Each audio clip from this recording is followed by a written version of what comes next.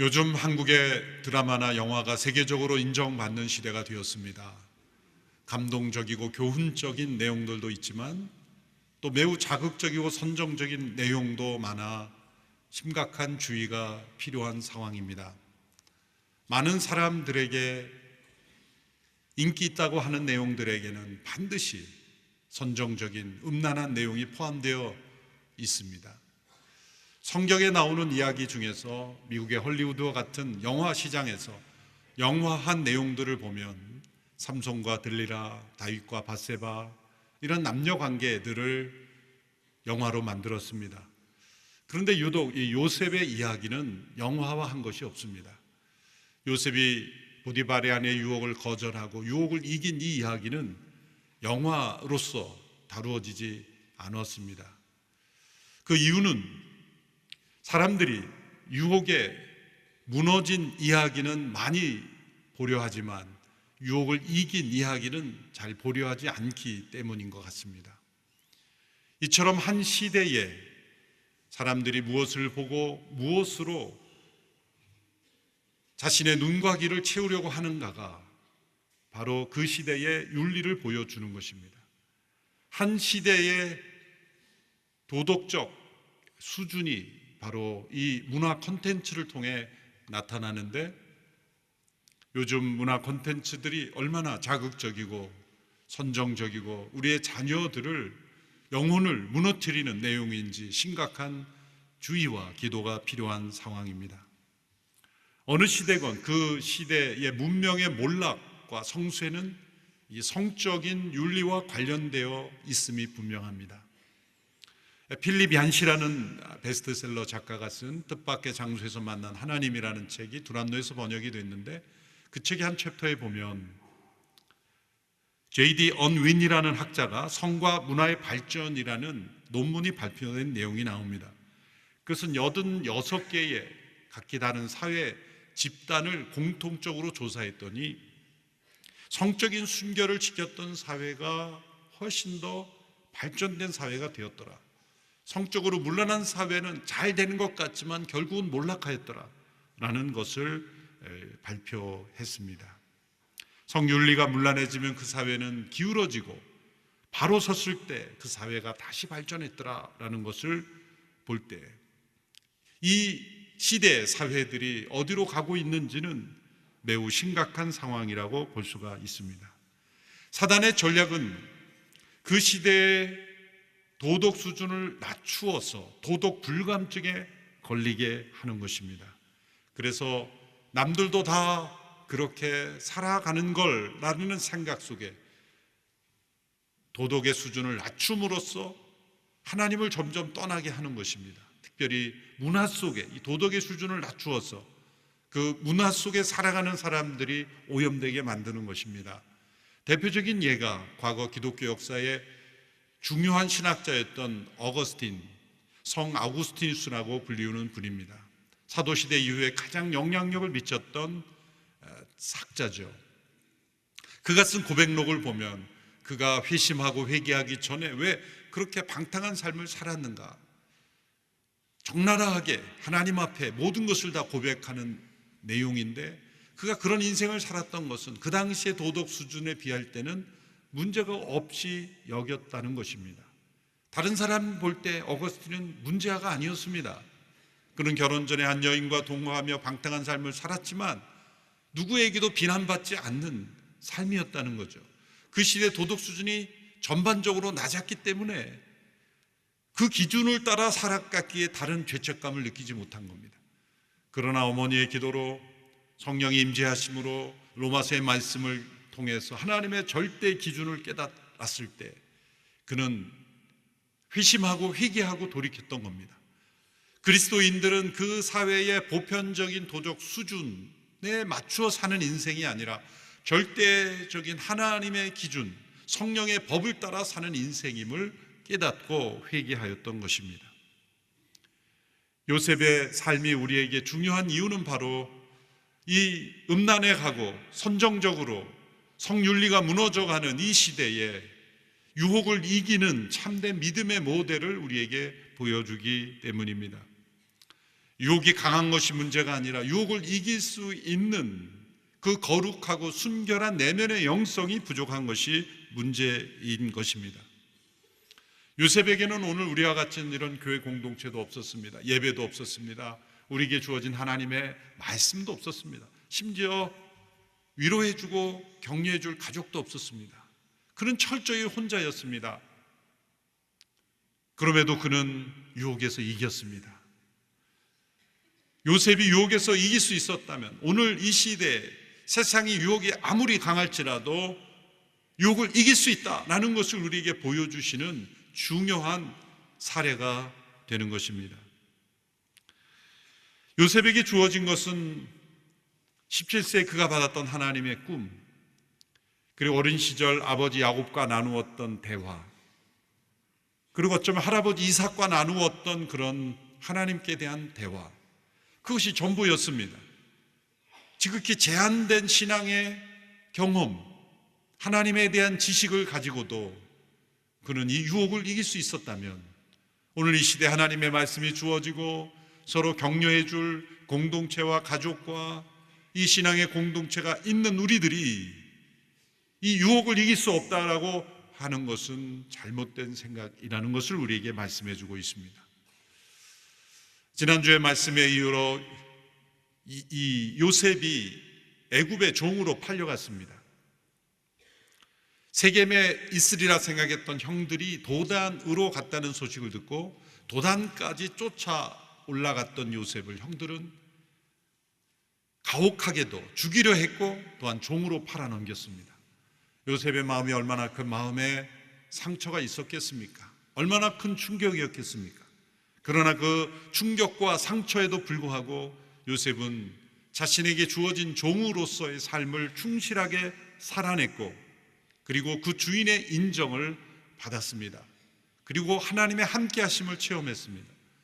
이것을 통해서 우리가 깨달을 수 있는 교훈은 요셉이 종으로서의 삶에 하나님의 함께 하심을 체험했다면 오늘 이 시대에 우리가 가장 하기 싫어할 수 있는 일들, 그것이 불법이나 하나님을 대적하는 일이 아니라면 그런 하기 싫은 일들이 있을 수 있죠. 그런 일들 속에서도 하나님의 함께 하심을 체험하고 유혹을 이기는 삶의 승리를 경험할 수 있다는 것, 그것을 우리에게 교훈해 주고 있습니다. 그래서 요셉의 삶은 우리에게 매우 중요한 것이고 이것이 사회의 영화나 드라마로 만들어지지 않을지라도 우리의 내면에 가장 사랑하는 이야기, 늘 메아리 쳐야 할 이미지로서 자리 잡아야 할 중요한 하나님의 교훈이 되는 것입니다. 하나님께서 종으로 일하는 요셉과 함께 하셨다는 말씀이 본문에 반복됩니다. 2절과 3절, 5절의 말씀을 보십시오.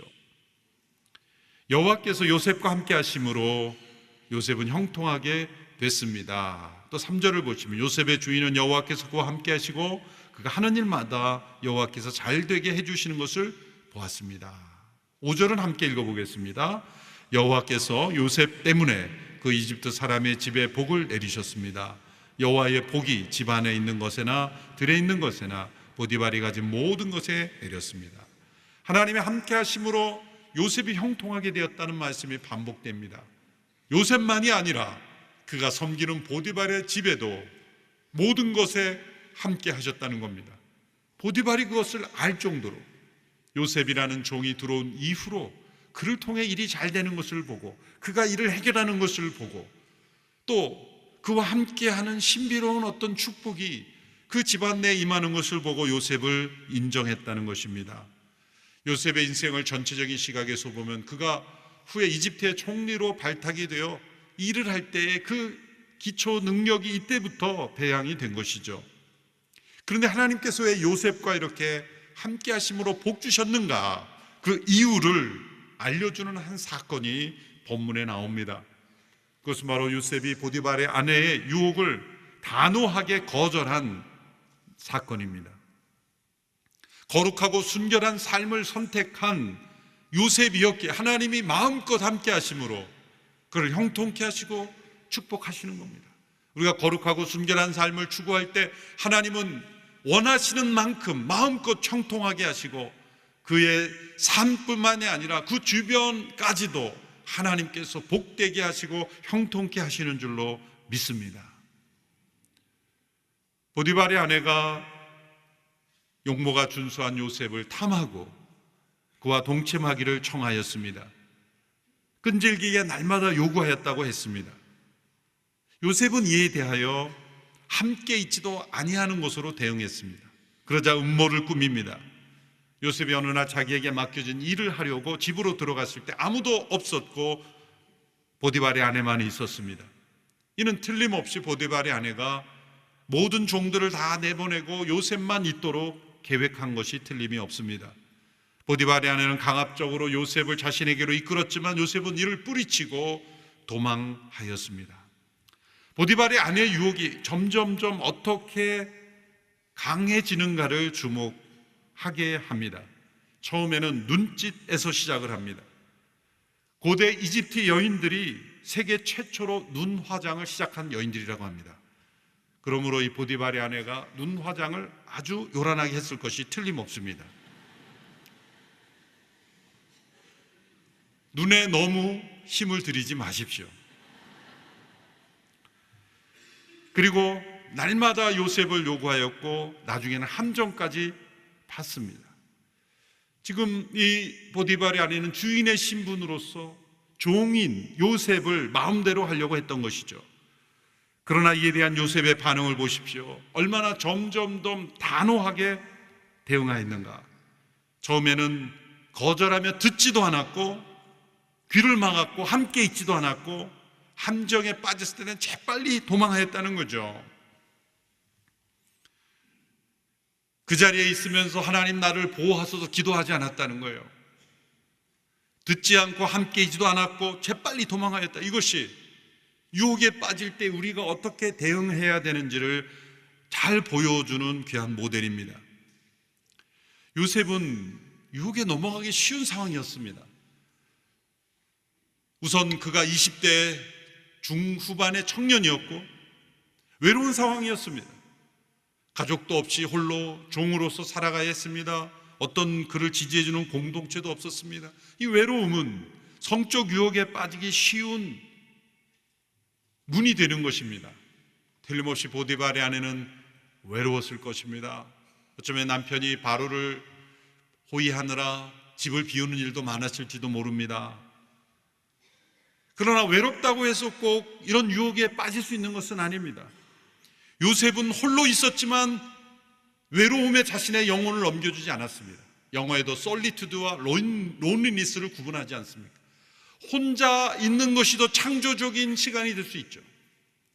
우리가 중요한 결정을 내릴 때 또 창조적인 영감을 필요로 할 때 다 홀로 있을 때 가능하잖아요. 함께 의논해서 할 수 있는 것이 있고 혼자 있을 때만 할 수 있는 것인데 되게 가장 중요한 결정은 혼자 있어야 돼요. 혼자 정리를 해야 되고 혼자 해결을 해야 되는 이 창조적인 고독의 시간이 우리에게 필요한 것이죠. 혼자 있다고 해서 다 외로운 것은 아닙니다. 혼자 있어도 외롭지 않을 수 있고 많은 사람과 어울려도 외로울 수 있는 거예요. 많은 사람과 어울린다고 해서 유혹에 넘어가지 않는 것은 아닙니다. 많은 사람 틈에서도 외로울 수도 있는 거죠. 보디발의 아내가 바로 그러한 상황이었습니다. 요셉은 홀라 있었지만 외로움에 자신의 영혼을 넘겨주지 않았던 이유는 무엇입니까? 하나님의 임재 속에 살아가고 있었기 때문이에요. 또 마지막으로 요셉이 위험한 상황이었던 것은 종의 신분 아니겠습니까? 보디발에는 주인이라는 강력한 권력을 가지고 있었습니다. 그래서 이 사건은 오늘날로 표현하면 강압적 위력에 의한 성추행입니다. 뉴스에 하도 나와서 이제는 법률적 용어까지 익숙한 용어가 됐어요. 오늘날에도 어떤 권위 있는 위치에 있는 사람이 이런 일을 하는 일들이 여러 번 일어나는데 당시 사회로 돌아가 보면 요셉이 상대하는 사람은 보통 권력자가 아닙니다.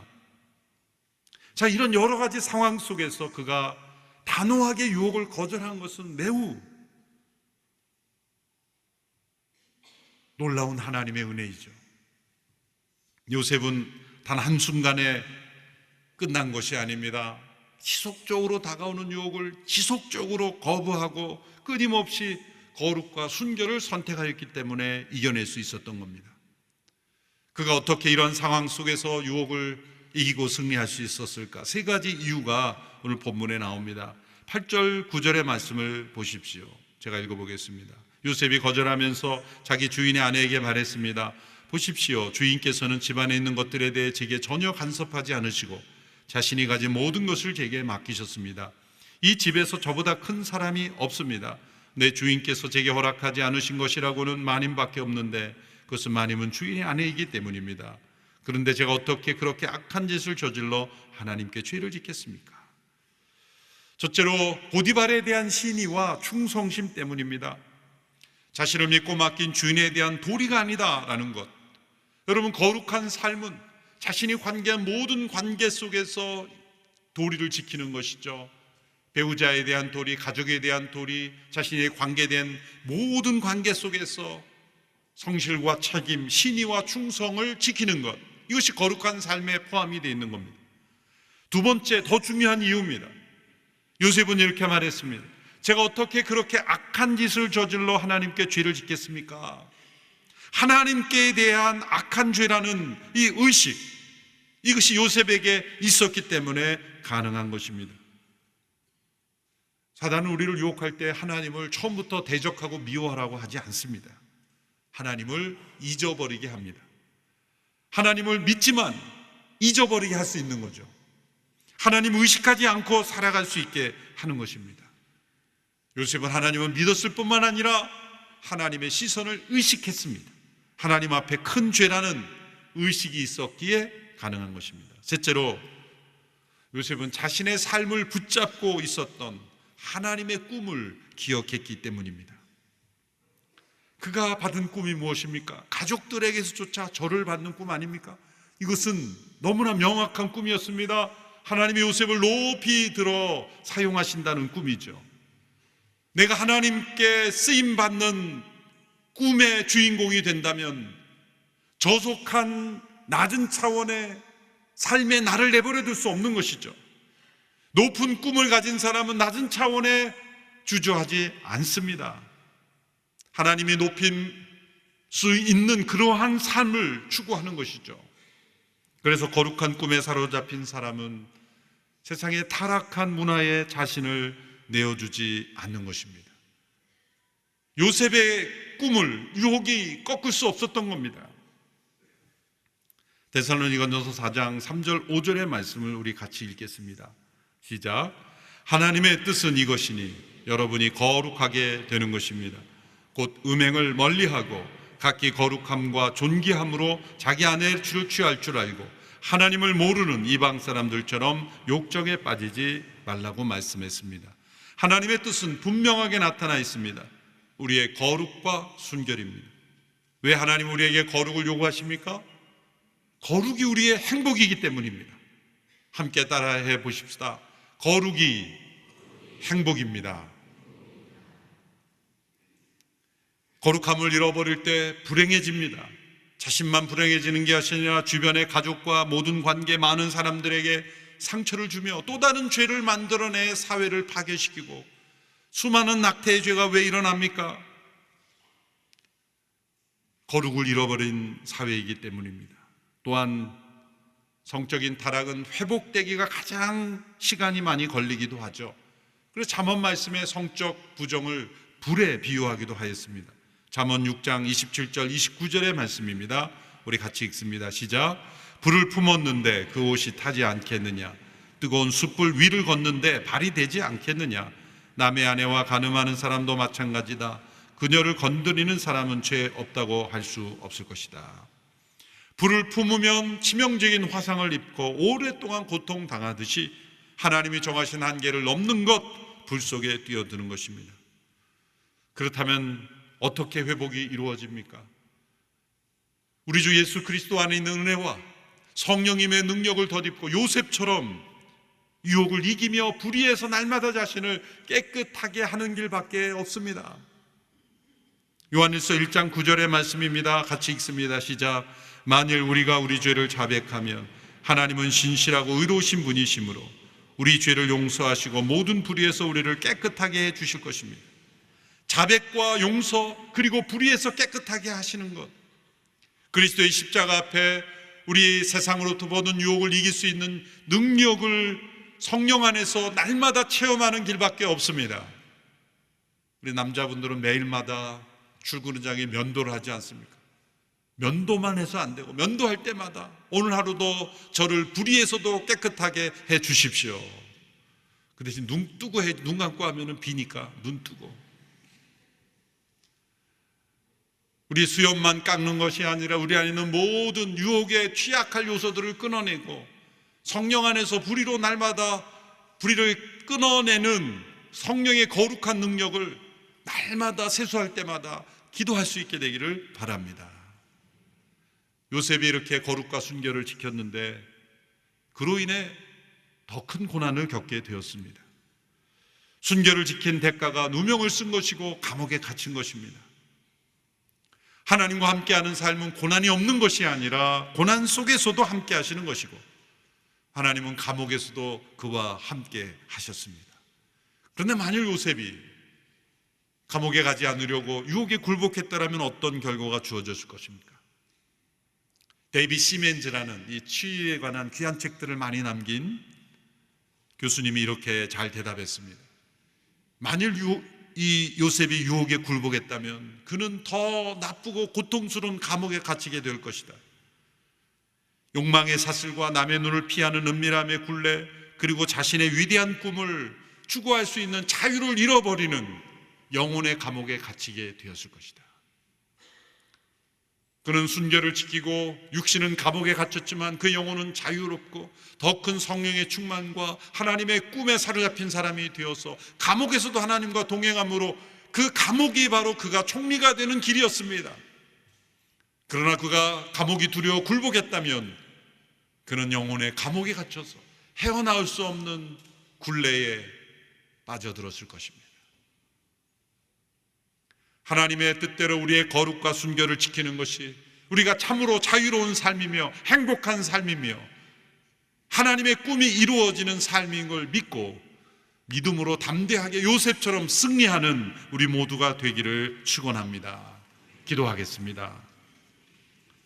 이 시간 함께 기도할 때는 우리 모두, 남성과 여성 모두 가슴에 손을 얹고 우리 함께 하나님 앞에 서약하며 기도하기를 원합니다. 젊은 분들만이 아니라 연세 드신 분도 다 해당이 됩니다. 하나님, 저의 삶이 요셉처럼 거룩한 삶 되게 하여 주시옵소서. 세상의 유혹이 아무리 강하다 핑계대지 아니하고 내 안에 거룩함이 더 충만하여서 어떠한 유혹도 이겨내는 승리를 경험하게 하여 주시옵소서. 보디발의 아내처럼 그렇게 성적으로 타락한 삶으로 나가지 않도록 지켜주시고 요셉처럼 거룩과 순결한 삶으로 인도하여 주시옵소서. 함께 하나님 앞에 서약하며 기도하며 나가겠습니다. 하나님 아버지, 이 세상이 하나님 없는 세상으로 만들어 가려고 우리를 성적으로 타락시키고 온갖 유혹으로 무너뜨리려 하고 있사오나 요셉처럼 거룩과 순결을 지키며 하나님 앞에 우리 자신을 거룩한 삶으로 지켜나가는 우리가 되기를 원합니다. 하나님, 우리 모든 삶을 지켜주시고 하나님의 뜻을 이루는 축복의 통로가 되기 위하여 우리를 거룩하게 만들어주시고 요셉처럼 거룩한 삶으로 나아갈 수 있도록 인도하여 주시옵소서. 세상의 유혹을 분별하며 지혜롭게 하여 주시며 피할 수 있게 해주시며 듣지 않고 보지 않게 하여 주시며 그리고 가까이 가지 않게 해주시며 재빨리 피할 수 있게 해주시며 뱀처럼 지혜롭게 모든 상황 속에서 거룩을 지켜나가며 하나님의 뜻을 이루는 사람들이 다 되게 하여 주옵소서. 살아계신 하나님, 요셉처럼 거룩하고 순결한 백성 되기를 원합니다. 모든 세상의 유혹을 담대히 이기고 승리케 하여 주시옵소서. 예수님의 이름으로 기도하옵나이다. 아멘.